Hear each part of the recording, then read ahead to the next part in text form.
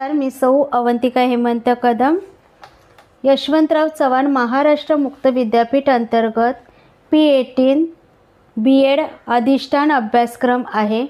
त्यामधील पुस्तक क्रमांक EDU 403 अभ्यासक्रम आणि भाषा याचा आपण अभ्यास करूया. उपघटक 5 ग्रंथालयातील संदर्भ ग्रंथ वाचन व विमर्शन. संदर्भ या शब्दाचा इंग्रजी रेफरन्स असा समानार्थी शब्द आहे. संदर्भ किंवा रेफरन्स या शब्दाचा पुढील प्रमाणे अनेक अर्थ आहेत. एखाद्या गोष्टीचा किंवा व्यक्तीचा उल्लेख, संस्थेच्या अहवालात त्याच्या कामाचा संदर्भ होतो, म्हणजे the act of mentioning something or someone, म्हणजे आपल्या भाषणात त्याने अनेकांचा संदर्भ दिला आहे. म्हणजे हे दोन वाक्य आहेत. एक म्हणजे संस्थेच्या अहवालात त्याचा कामाचा संदर्भ होता आणि आपल्या भाषणात त्याने अनेकांचा संदर्भ दिला. दुसरं आहे वाक्य, एखाद्या गोष्टीकडे माहिती मिळवण्याच्या दृष्टीने पाहणे, the act of looking at something for information. म्हणजे काय, आपल्याच संदर्भासाठी हे 2-3 महत्त्वाचे फोन नंबर लिहून दे. ऐतिहासिक संदर्भासाठी हे पुस्तक फारच उपयोगी दिसते. तिसरं वाक्य आहे, एखादी माहिती कुठे पाहता येईल किंवा कुठून मिळवता येईल या संबंधीची टीप, संदर्भ टीप. A note that tells you where certain information can be found of came from. प्रत्येक प्रकरणाच्या शेवटी आवश्यक त्या संदर्भ टिपा दिलेल्या आहेत. हा संदर्भ नरहर कुरंदरच्या जागर या पुस्तकात पान 135 पाहावा. ही सर्व उदाहरणे दिलेली आहेत वाक्याच्या अनुषंगाने. चौथा आहे औपचारिक पत्राचा जावक क्रमांक, म्हणजे count word number on formal letter. म्हणजे पत्रव्यवहार करताना कृपया संबंधित पत्राचा संदर्भ द्यावा. संदर्भ तुमचे जा क्र 507/15/2018 पत्र, याप्रमाणे संदर्भ देता येतो. 5वा मुद्दा आहे व्यक्तीचे चरित्र किंवा व्यक्तीचे चारित्र्य व क्षमता याबद्दलचे प्रशस्तीपत्र. A letter of certificate describe a person character and ability. आमच्या कंपनीच्या मॅनेजरने मला चांगले संदर्भपत्र दिले. संदर्भासाठी मी सध्या जेथे नोकरी करतो तेथील पत्र. 6वा मुद्दा आहे नोकरीसाठीच्या तुमच्या अर्जात तुम्हाला ओळखणाऱ्या व्यक्तीचा उल्लेख. A person who allows you to mention their name in your applicant for job. मी एका कंपनीत नोकरीसाठी अर्ज करतोच, संदर्भ म्हणून तुमचे नाव देऊ का? किंवा दुसरा येईल संदर्भ श्री ज म शर्मा, उद्योगपती आणि संपर्क क्रमांक. 7वा मुद्दा आहे विशिष्ट गोष्टी पार्श्वभूमी, the context of something or somebody. संदर्भासहित स्पष्टीकरण करा. स्वराज्य हा माझा जन्मसिद्ध हक्क आहे आणि तो मी मिळवणारच. दुसरं वाक्य आहे पुढील ओळींचा संदर्भ स्पष्ट करा. कुणी घर देतं का घर. 8वा मुद्दा आहे एखाद्या विषयासंबंधीची विशिष्ट माहिती, a specific piece of information related to something. 1962च्या भारत चीनी युद्धाचा संदर्भ मला कोठे मिळेल. परग्रहावर जीवसृष्टी आहे काय याबद्दलचे संशोधन जगात कुणी केले त्याचा संदर्भ मी शोधतोच. या संदर्भ ग्रंथ वाचनासंबंधीची चर्चा करण्यासाठी 2, 3, 5, 7 आणि 8 या अर्थाचा आपल्याला विचार करावा लागेल. हे तुमच्या लक्षात आलेच असेल. लक्षात ठेवा, एखाद्या गोष्टीबद्दल विचार करताना, लिहिताना, चर्चा करताना आपल्याकडे आवश्यक त्या माहितीचा अभाव असेल किंवा आपली माहिती अपुरी असेल किंवा आहे त्यापेक्षा अधिक माहिती आपल्याला हवी असेल, त्यासाठी आपण शोधाशोध करतो. अशा जाणीवपूर्वक शोधून मिळवलेल्या माहितीला संदर्भ म्हणता येईल. संदर्भ ग्रंथ वाचन एखाद्या गोष्टीबद्दल अचूक, शास्त्रशुद्ध, नेमकी व आवश्यक ती माहिती सर्व माहिती ज्या ग्रंथात दिलेली आहे त्याला संदर्भ ग्रंथ असे म्हणतात. उदाहरणार्थ यशवंतराव चव्हाण महाराष्ट्र मुक्त विद्यापीठाबद्दलच्या एखाद्या ग्रंथात पुढीलप्रमाणे माहिती असू शकते. विद्यापीठाच्या नावाचा इतिहास, विद्यापीठाची उद्दिष्टे, ध्येय, धोरणे, विविध अभ्यासक्रम व अभ्यासक्रमपूरक कार्यक्रम, देश व आंतरराष्ट्रीय पातळीवरील तज्ज्ञांच्या भेटी व त्यांचे मार्गदर्शन, परंपरागत विद्यापीठापेक्षा य.च.म. मुक्त विद्यापीठाचे वेगळेपण, या खास वैशिष्ट्ये, आत्तापर्यंत राबवलेले विशेष कार्यक्रम असा माहितीपूर्ण ग्रंथ म्हणजे आपल्या विद्यापीठाचा संदर्भ ग्रंथच म्हणता येईल. कारण विद्यापीठाची अशी एकत्रित सर्व माहिती अन्यत्र मिळणे कठीण. आपल्या विद्यापीठासंबंधी कुठलीही माहिती कुणालाही हवी असेल तर ती या स्वरूपाच्या संदर्भ ग्रंथात उपलब्ध होईल. कुठल्याही संस्थेबद्दल किंवा व्यक्तीबद्दल विस्तृत आणि व्यापक माहिती देणाऱ्या ग्रंथाला त्या संस्थेचा किंवा व्यक्तीचा संदर्भ ग्रंथ म्हणता येईल. अर्थात संदर्भ ग्रंथ या संकल्पनेची व्याप्ती याहून खूप मोठी आहे. जगातील अनेक विषयांची माहिती देणाऱ्या ग्रंथास इंग्रजीत एन्सायक्लोपीडिया म्हणतात. मराठीत त्याला आपण विश्वकोश किंवा ज्ञानकोश असे म्हणतो. विश्वकोशात अनेक खंडही असू शकतात.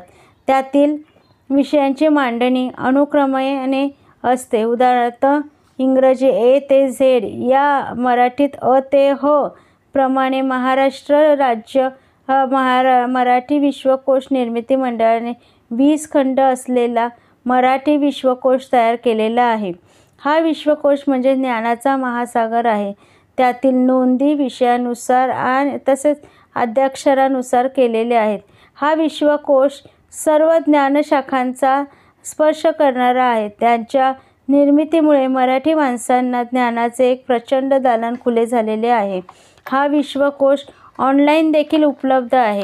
मराठी विश्वकोशाप्रमाणे हिंदू धर्म विश्वकोश, भारतीय संविधान विश्वकोश, समाजशास्त्र विश्वकोश असे अनेक ज्ञानभंडार असलेले संदर्भकोश उपलब्ध आहेत.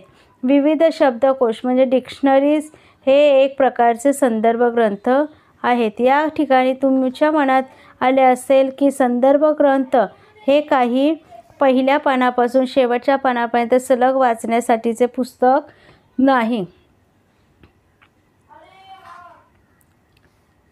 तो विविध माहितीचा खजिना आहे आणि जेव्हा आपल्याला जी माहिती हवी असते त्यावेळी आपल्याला ती कुठून मिळू शकते. समजा त्या तुम्हाला सिंहस्थ यासंबंधी माहिती हवी किंवा मंगळ या ग्रहाची माहिती हवी तर तुम्ही स आणि म यामध्ये जाऊन ती माहिती शोधू शकता. विश्वकोशाच्या शेवटी सिंहस्थ किंवा मंगळ कुठल्या पानावर असेल याची माहिती इंडेक्सच्या रूपाने सहज उपलब्ध असते. संदर्भ ग्रंथ वाचन या संकल्पनेचा विचार करण्यापूर्वी संदर्भ आणि संदर्भ ग्रंथ म्हणजे काय हे समजावून घेणे आवश्यक होते. म्हणून ही चर्चा लक्षात ठेवा. ज्या ग्रंथात विविध विषयासंबंधीच्या माहितीचे भांडार असते त्याला संदर्भ ग्रंथ असे म्हणतात. संदर्भ ग्रंथातून उदाहरणार्थ विश्वकोशातून आपल्याला हवा तो संदर्भ मिळू शकतो. हे खरे असले तरी ज्या पुस्तकातून आपण संदर्भ घेतो ते पुस्तक संदर्भ ग्रंथच असेल असे नाही. संस्थांचे वार्षिक अहवाल, व्यक्तींचे जीवन वृत्तांत, सरकारी गॅजेट, मनोखा, इयरबुक, इंडियाज हूज हू ही इत्यादी अनेक ठिकाणाहून आपल्याला संदर्भ मिळू शकतात. संदर्भ ग्रंथाव्यतिरिक्त ज्या पुस्तकातून माहिती पत्रकातून किंवा वृत्तपत्रातून आपल्याला संदर्भ मिळू शकतो किंवा आपल्या संदर्भासाठी त्याचा आपण विचार करू शकतो त्यांना संदर्भ स्तोत्र असे म्हणता येईल. संदर्भ ग्रंथ किंवा ज्ञानकोश हा ग्रंथाचा प्रकार असून त्याची खास वैशिष्ट्ये असतात. ती पुढीलप्रमाणे आहे. संदर्भ ग्रंथाची वैशिष्ट्ये. संदर्भ ग्रंथामध्ये विविध विषयावर माहिती दिलेली असते. एखाद्याच विषयाला वाहिलेला शब्दकोश किंवा उदाहरण हिंदू धर्म विश्वकोश तर त्या विषयाच्या विविध पैलूंवरची आवश्यक ती सर्व माहिती दिलेली असते. संदर्भ ग्रंथात दिलेली माहिती आवश्यक तेवढी पण सर्वस्पर्शी व अचूक असावी असे गृहीत धरले असते. संदर्भ ग्रंथातील माहिती खरी, विश्वसनीय आणि अधिक प्रमाणित किंवा अस्सल असते असे मानले जाते. संदर्भ ग्रंथातील ज्ञानसामग्रीचा भर माहिती आणि सत्यता यावर असतो. दिलेली माहिती तटस्थ किंवा त्रयस्थपणे आणि वस्तुनिष्ठ दृष्टिकोनातून दिलेली असते. त्यामुळे वैयक्तिक भावभावना, व्यक्तिगत मते किंवा समजुती यांना संदर्भ ग्रंथात थारा नसतो. संदर्भ ग्रंथ हा माहितीचा महासागर असल्याने कथा, कादंबरी व सर्वसाधारण पुस्तकांसारखे सलग वाचण्याची गरज नसते. आपल्याला हवी तेवढी माहिती शोधण्यापुरता संदर्भ ग्रंथाचा उपयोग केला जातो. संदर्भ ग्रंथाची रचना किंवा मांडणी विशिष्ट प्रकारची असते. माहिती विषयानुसार आणि आद्याक्षरानुसार दिलेली असते. शेवटी विषय सूची म्हणजे कुठला विषय कोणत्या पानावर आहे ती असते. त्यामुळे हवी असलेली माहिती फारसा विलंब न लावता मिळू शकते. प्रचंड माहितीची खाण असल्यामुळे संदर्भ ग्रंथाचे एकापेक्षा जास्त खंडही असू शकतात. ग्रंथालयामध्ये संदर्भ ग्रंथाचा एक खास विभाग असतो. संदर्भ ग्रंथाच्या ज्ञानमूल्यामुळे तसेच आर्थिक मूल्यांमुळे आणि काही ग्रंथ दुर्मिळ असल्यामुळे ग्रंथालयासमोर नेऊ दिलेले जात नाही. संदर्भ ग्रंथ ग्रंथालयातच पाहावयाचे असतात. ते हाताळताना खराब होणार नाहीत याची काळजी घ्यावी लागते. संशोधन करण्यासाठी, शोध निबंध लिहिण्यासाठी, अभ्यासपूर्ण लेखन करण्यासाठी किंवा भाषण अथवा सादरीकरणासाठी संदर्भ ग्रंथाचा विशेष उपयोग होतो. संदर्भ ग्रंथामधील माहिती निर्विवाद असल्यामुळे तिच्या आधारामुळे आपल्याला बोलण्या, लिहिण्याला, विचार करण्याला, मत किंवा दृष्टिकोन मांडण्याला पुष्टी मिळते. संदर्भ ग्रंथासंबंधी ही सर्व माहिती घेतल्यानंतर संदर्भ ग्रंथ वाचन कसे करावे याची कल्पना तुम्हाला आली असेल. म्हणजे संदर्भ ग्रंथ वाचताना तुम्ही काही गोष्टी लक्षात घेणे गरजेचे आहे. त्या अगोदर संदर्भ ग्रंथ वाचन व इतर कथा, कादंबऱ्या, प्रवास वर्णने, आत्मचरित्रे, पत्रव्यवहार, रिपोर्ट्स इत्यादी वाचन यातील फरक लक्षात घ्यायला हवा. आता या ठिकाणी संदर्भ ग्रंथ व इतर वाचनातील फरक दिलेला आहे. आता संदर्भ ग्रंथ आधी आपण पाहून घेऊया. सर्वसाधारणपणे आपल्याला जेव्हा एखादा संदर्भ हवा असेल तेव्हाच आपण संदर्भ ग्रंथाकडे किंवा संदर्भ स्रोताचा शोध घेतो. बहुधा हे वाचन संदर्भापुरतेच मर्यादित असते. संदर्भ पाहता पाहता संदर्भ ग्रंथातील इतरही काही गोष्टी उत्सुकता म्हणून काही वेळ असेल तर आपण वाचतो व चालतो. माहिती आणि संबंधित विषयाचा तपशिलाने बुद्धीला चालना मिळते. त्या तुलनेने भावनिक तादात्म्य फारच कमी असते आणि किंवा अनेकदा नसतेही. वाचकाचा लेखकाशी वाचताना संबंध येत नाही. बहुतांश मजकूर माहितीवजा असल्याने वैचारिक चिंतनाचा भाग कमी असतो. वाचन मजकूर ग्रंथालयात जाऊन बघावा लागतो. त्यासाठी वेळ काढणे, वेळेचे नियोजन करावे लागते. अर्थात मजकूर ऑनलाईन उपलब्ध असेल तर सहज पाहता येतो. आता इतर वाचन म्हणजे साहित्यिक कलाकृती, अभ्यासासंबंधीचे वाचन, पत्रव्यवहाराचे अहवाल इत्यादी वाचनाचे वाचन कशा प्रकारे असते ते पाहूया. जेव्हा जेव्हा आपल्याला वाचनाची इच्छा होते, झोपण्यापूर्वी, रात्रीच्या वेळी, मोकळ्या वेळेत, सुट्टीच्या दिवशी, तेव्हा आपण असे वाचन करू शकतो. या वाचनाला मर्यादा नसते किंवा बंधनही नसते. आपल्या आवडीनुसार वाचनात रमतो तर कितीही वाचत राहू शकतो. मजकूर जीवनातील अनुभवांशी संबंधित असल्याने वाचक त्याच्याशी एकरूप होतो. बुद्धीपेक्षा भावनांची चालवाचाल मोठ्या प्रमाणात असते. भावनिक सहभाग जास्तीत जास्त असतो. लेखक प्रत्यक्ष अप्रत्यक्षरित्या वाचन मजकुरात दिसतो व त्याचा वाचकावर प्रभाव पडत असतो. वाचन मजकुरात विचारांना चालना देणाऱ्या अनेक गोष्टी असू शकतात. वाचताना आणि वाचल्यानंतर मनात झालेल्या चिंतनाचा भाग व प्रभाव मोठा असतो. वाचन मजकूर सहज उपलब्ध असू शकतो. उपलब्धता ही अडचण नसते. संदर्भ ग्रंथ वाचन व इतर प्रकारचे वाचन यातून निर्माण होणारे विमर्शन कुठल्या स्वरूपाचे असते, याची काही वेगळी वैशिष्ट्ये असतात का, याचा विचार आपण यानंतर करणार आहोत. विमर्शन, अर्थ व प्रक्रिया. विमर्शन म्हणजे एखाद्या गोष्टीचा खोलवर, सांगोपांग, सर्वस्पर्शी विचार करणे. विमर्शन ही वाचनातून निर्माण होणारी अपरिहार्य गोष्ट आहे. वाचन आणि विमर्शन या एकाच नाण्याच्या दोन बाजू आहेत, ज्यावेळी वेगवेगळ्या करता येणे कठीण आहे. वाचन आणि विमर्शन एकमेकांना पूरक आणि एकमेकांवर अवलंबून आहेत. विमर्शनाअभावी वाचन वसू शकत नाही आणि वाचन म्हटले की विमर्शन आलेच. वाचनाचे विमर्शनाची प्रक्रिया सुरू होते आणि विमर्शनामुळे वाचन समृद्ध होते. वाचन मजकुराच्या आशयाबद्दलची आपली समज वाढीस लागते. एखाद्या संदर्भाचे वाचन करताना आणि लेखकाच्या प्रतिभेतून निर्माण झालेल्या लेखन वाचताना विमर्शन होतेच.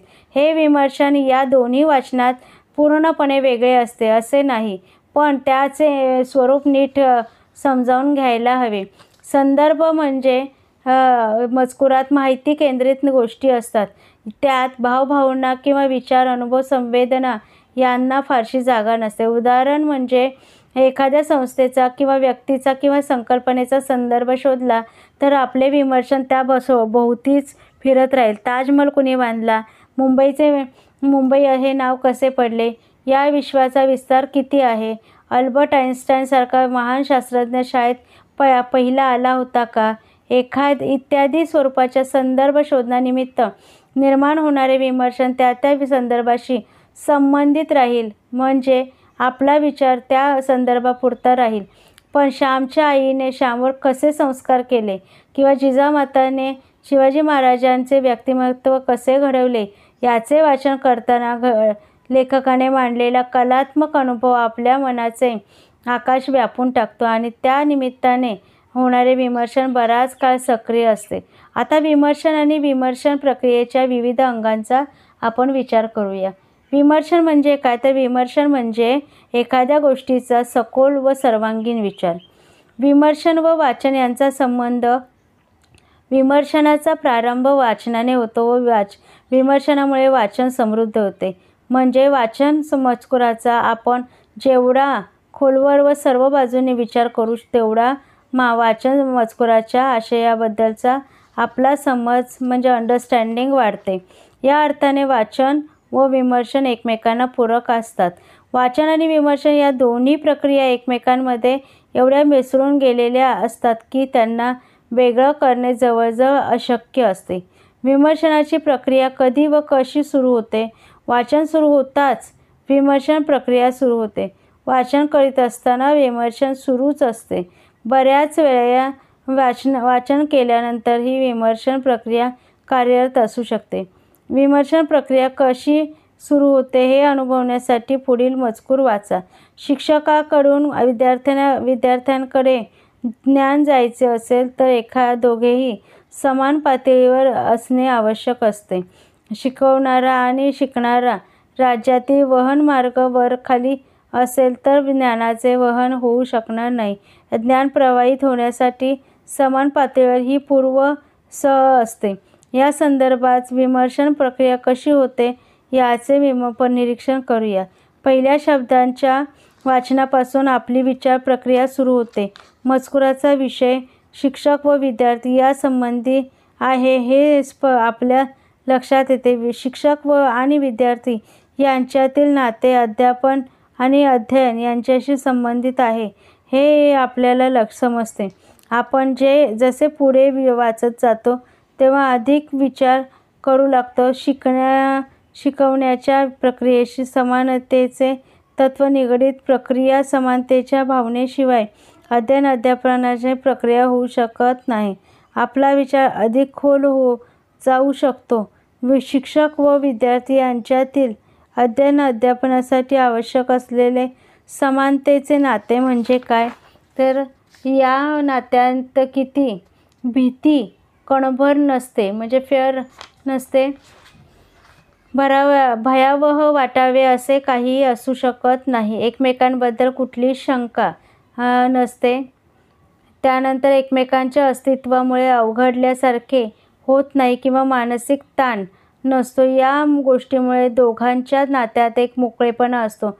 मोकळेपणामुळे शिकणारी व्यक्ती आपल्या मनातील प्रश्न निर्भयपणे विचारू शकते. या सर्वांमुळे अध्ययन अध्यापन प्रक्रिया आनंददायी होते. विमर्शन. कुठलीही आनंददायी गोष्ट माणूस मनापासून करतो, त्याचबरोबर आणि कुठलीही मनापासून केलेली गोष्ट माणसाला समृद्ध करते.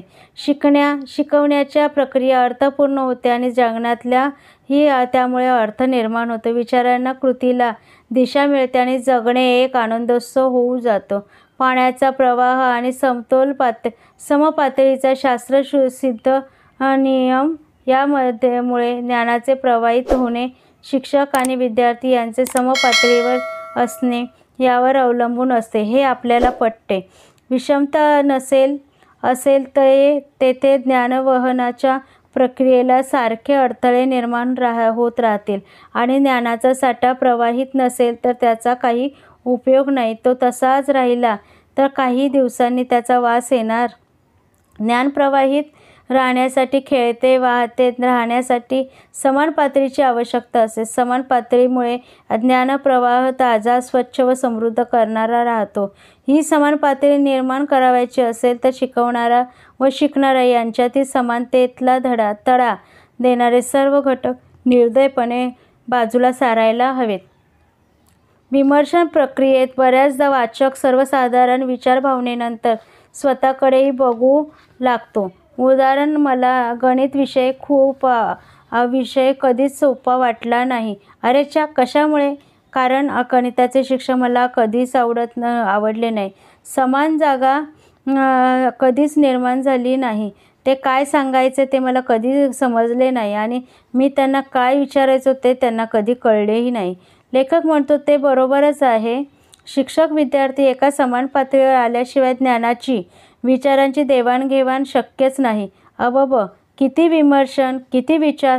अर्थात प्रत्येक वाचक असाच विचार करीत असेल असे नव्हे किंवा इतका लांबवर खोलवर विचार करेलच असेही नाही. पण वाचक कसा विचार करू शकेल याचा हा एक नमुना तुमच्यापुढे ठेवला आहे. या उदाहरणामुळे विमर्शन प्रक्रियेची तुम्हाला कल्पना आलीच असेल. विमर्शन प्रक्रियेचे घटक समजून घेऊया. ताजमहल या जगातील 7 आश्चर्यांपैकी एक असलेले संदर्भ तुम्ही विश्वकोशात वाचता आहात असे गृहीत धरा. शहाजहान 1628 ते 1653 या मोगल सम्राटाने आपली प्रिय पत्नी मुमताज महाल हिच्या स्मरणार्थ तिच्या मृत्यूनंतर म्हणजे मृत्यू 1631 मध्ये झाला, 1632 ताजमहालाचे बांधकाम सुरू केले. ताजमहाल आग्रा या शहराच्या दक्षिणेकडून वाहणाऱ्या यमुनेच्या तीरावर असून ती पूर्णपणे संगमरवरी ही आहे. त्यांची उंची 240 फूट असून 20,000 कारागीर अथकपणे 12 ते 15 वर्षे काम करीत होते. चंद्र प्रकाशात तर ताजमहालाचे सौंदर्य अद्भुत वाटते. त्याचे मनोरे, घुमट, समोरची प्रचंड बाग, रंगसंगती, कोरीव कामाची नजाकत सारे काही मोगल वास्तुकलेचे अप्रतिम नमुना म्हणावा लागेल. ताजमहल जगातील 7 आश्चर्यांपैकी एक मानला जातो. ही माहिती वाचल्यानंतर तुमच्या मनात काय विचार प्रवाह सुरू झाले? सुरुवात कशी झाली? तुमच्या मनात कोणत्या गोष्टी आल्या? आपण कसा विचार करतो किंवा वाचन करताना केल्यावर विमर्शन कसे होते याच्या नोंदी इन जनरल सर्वसाधारणपणे करूयात. त्यातील काही मुद्दे बघूया. पहिल्या वाक्यापासून विचारचक्र सुरू होते. पत्नीच्या स्मरणार्थ ताजमहल बांधला. वा, काय प्रेम! आश्चर्य! 20,000 कारागीर, 12 ते 15 वर्षे. सुरुवातीला आपले विचारचक्र मजकुरातील माहिती भोवतीच फिरत असते. ताजमहालाच्या इतर माहितीतून ताजमहालाचे चित्र डोळ्यासमोर उभे राहिले. मनाचा प्रवास. मनाने आपण 17व्या शतकात जातो आणि आणखी विचार मनात येऊ लागतात. कल्पनाशक्ती अधिक सर्जनशील होते. शहाजहानने या बांधकामाचे व्यवस्थापन कसे केले असेल? शिवाय विटावर वीट रचण्याचे काम नव्हते, कलात्मक जबाबदारीचे काम होते. संपूर्ण ताजमहालाच्या रचनेत, कोरीव कामात, रंग देण्यात 1/1000 मिलीमीटरची चूक न करता काम करणारे कारागीर कोण असतील आणि ते सुद्धा 20,000. या 20,000 कारागिरांची राहण्या खाण्याची, औषध पाण्याची, मुलाबाळांची सोय कोठे आणि कशी केली असेल? या बांधकामाचे डिझाईन कोणी व कसे केले असेल? या 20,000 कारागिरांचे रोजचे कामाचे नियोजन कोण कसे करीत असेल? कुठे गेले हे सर्व कारागीर? अशा स्वरूपात बांधकाम देशात, जगात कोठे असेल याचाही आपण विचार करतो. आपण जे वाचले त्यासारखे काही असेल ते शोधण्याचा आपण प्रयत्न करतो, म्हणजेच बाजूच्या परिसराचा विचार करतो. या निमित्त वाचक स्वतःमध्येही डोकावून पाहतो. शहाजहानने आपल्या पत्नीसाठी ताजमहल बांधला, मी माझ्या पत्नीसाठी काय करतो? या सगळ्यांचा एकत्रित परिणाम म्हणजे आशयाचे आकलन होणे. विमर्शन प्रक्रियेचे घटक आपण पाहूया. विमर्शन सूक्ष्म व सर्वस्पर्शी विचार प्रक्रिया. मजकुरातील पहिल्या शब्दापासून वाक्य हा प्रारंभ विचार प्रक्रिया प्रारंभ सुरू होते. विचार प्रक्रियेत मजकुरातील माहितीशी मर्यादित असतात. मजकुरानुसार डोळ्यासमोर चित्र उभे राहणे, कल्पनाशक्तीच्या सहाय्याने आणखी विचारांची भरारी घेणे, मजकुरातील माहितीचा व आपला परिसर या संबंधीचा विचार, मजकूर वाचनानिमित्त स्वतःकडे पाहणे, स्वतःचा अनुभव, विचार इत्यादी. वरील सगळ्या घटकांचा एकत्रित परिणाम आशयाचे आकलन होय. प्रत्येक वाचकाचे संबंधित वाचन मजकुरासंबंधीचे विमर्शन वरील घटकात वरील क्रमानुसार होईलच असे नाही, किंवा वरील सगळ्या घटकांचे प्रतिबिंब संबंधित विमर्शन प्रक्रियेत पडेलच असेही नाही, कारण विमर्शन प्रक्रिया मानसिक व बौद्धिक क्षमतांशी संबंधित असते, त्यामुळे व्यक्तिनुरूप ती वेगळी असू शकते. याशिवाय विमर्शनाचे मोजमाप किंवा मूल्यमापन करण्याचे निकष ठरविणे ही कठीण आहे. विमर्शन ही विचार प्रक्रिया असली तरी बऱ्याचदा विचार भरकटत जाऊ शकतात किंवा वाचक कल्पनेच्या जगात रममाण देखील होऊ शकतो. तथापि विमर्शनामुळे आपली विचारशक्ती वाढते यात शंका नाही. शिवाय आपण जे वाचतो त्यासंबंधीची आपली आकलन शक्ती देखील वाढते. विमर्शन प्रक्रियेत अनेकदा भावनांचाही सहभाग असतो, हे आपण लक्षात घेतले पाहिजे. वाचनामुळे विचार निर्माण होतात, त्याचबरोबर वाचनांचा लहरी किंवा भावनांचा कल्लोळ अथवा भावनांचे वादळही निर्माण होऊ शकते. विमर्शन पैलू. विमर्शनाचे विविध पैलू पुढीलप्रमाणे दाखविता येतील. विमर्शन पहा त्याचे पैलू: विचार प्रक्रिया, कल्पनाशक्ती, भावनिक दृष्टिकोन, विचार आणि दिशाहीन, बेजबाबदार, नकारार्थी विचार असे होऊ शकतात. विचार प्रक्रियेमध्ये 3 उपघटक येतात. त्यातल्या एखादी गोष्ट आपण लक्षात घेतली तर आठवणे, मनात येणे, सुचणे आणि तर्कसंगत विचार.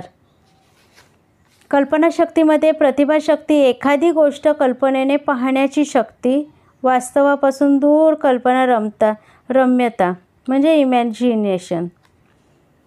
भावनिक दृष्टिकोन विचार म्हणजे अ प्ले ऑफ इमोशन्स. आणि दिशाहीन, बेजबाबदार, नकारार्थी विचार यामध्ये आपण नेगेटिव्हचे विचार आपल्या मनात येतात त्याविषयी विचार करू शकतो. यावरून तुमच्या हेही लक्षात आले असेल की विमर्शन सकारात्मक तसेच नकारात्मकही असू शकते. सकारात्मक विमर्शन म्हणजे पॉझिटिव्ह थिंकिंग हे आशादायी, दिशादर्शक, रचनात्मक असते, तर नकारात्मक विमर्शन म्हणजे नेगेटिव्ह थिंकिंग हे दिशाहीन, बेजबाबदार व निराशादर्शक असते. विमर्शन ही प्रक्रिया विचार प्रक्रिया असली तरी वाचनाच्या संदर्भात या प्रक्रियेचा उगम वाचनातून होतो. या ठिकाणी वाचन उद्दीपकाचे स्टिम्युलस काम करते व विमर्शन कॉम्प्रेहेन्सिव्ह थिंकिंग हे त्या उद्दीपकाला प्रतिक्रिया म्हणजे रिॲक्शन किंवा प्रतिसाद म्हणजे रिस्पॉन्स म्हणून काम करते. विमर्शन म्हणजे कॉम्प्रेहेन्सिव्ह थिंकिंग याच्यामध्ये उद्दीपक आणि प्रतिक्रिया किंवा प्रतिसाद असे ह्यांचे 2 प्रतिसाद होऊ शकतात. हा प्रतिसाद वाचन मजकुराच्या संदर्भात असतो हे लक्षात घेतले पाहिजे.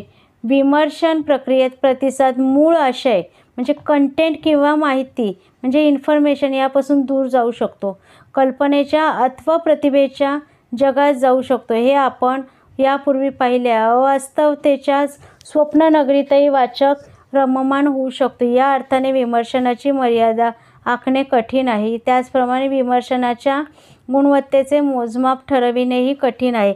कुठले विमर्शन योग्य, अयोग्य, चांगले, वाईट ठरविणे सोपे नाही.